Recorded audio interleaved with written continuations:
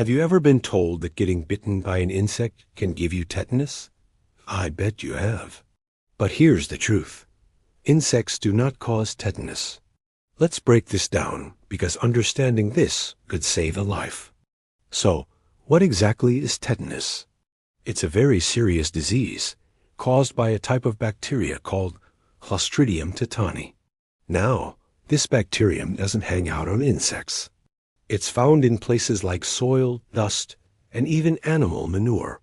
It also loves to stick to rusty or dirty objects, which is why we often hear about the danger of stepping on a rusty nail. For you to get infected, these bacteria need a way into your body. This usually happens through a break in your skin, like a cut, a deep puncture wound, a scrape, or even a burn. The bacteria get in, start to multiply, and release a powerful toxin that affects your nervous system. That's what causes the terrible symptoms of tetanus. So, where did this whole idea about insects come from? It's a classic case of mistaken association. Think about it. When an insect bites or stings you, what does it do? It creates a small break in your skin. Now, imagine you're out in the garden. You get bitten by an ant, and you instinctively scratch it. If your hands are dirty from the soil, or if the area around the bite is contaminated with dust, you could accidentally introduce the tetanus bacteria into that tiny wound. In this scenario, the insect bite was just the entry point. The insect itself didn't transmit the disease. It was the contamination of the wound afterward that posed the real threat. So the insect is, at most, an indirect party to the crime, not the culprit. Understanding the real cause is crucial because the symptoms of tetanus are no joke.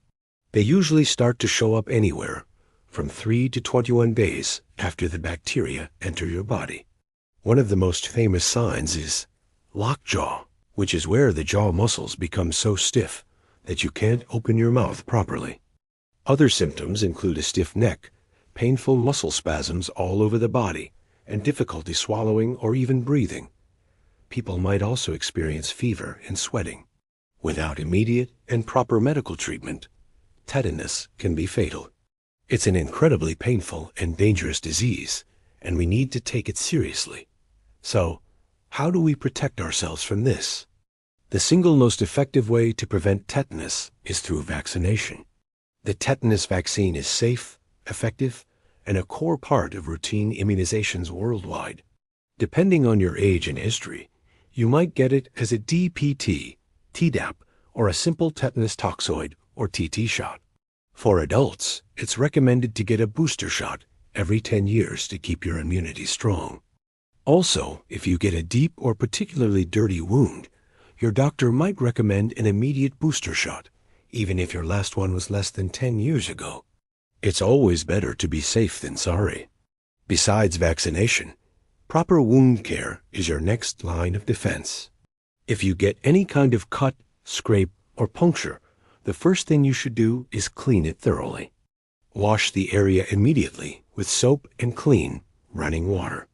Make sure to gently remove any visible dirt, splinters, or foreign objects from the wound.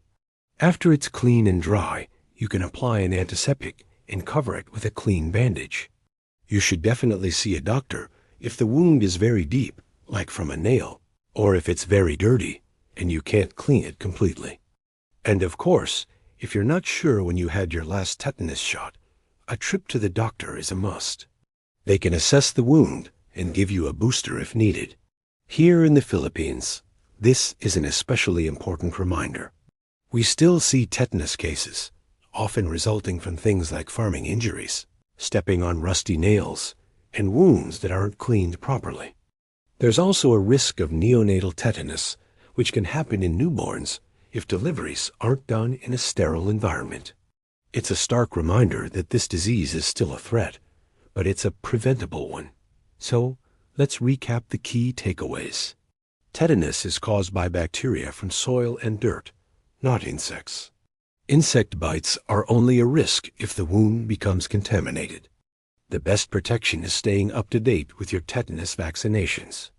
And finally, always clean any wound properly. Spreading the right information helps keep everyone safe. If you found this video helpful, please give it a thumbs up, share it with your friends and family, and don't forget to subscribe for more health facts and myth busting. Thanks for watching, and stay safe out there.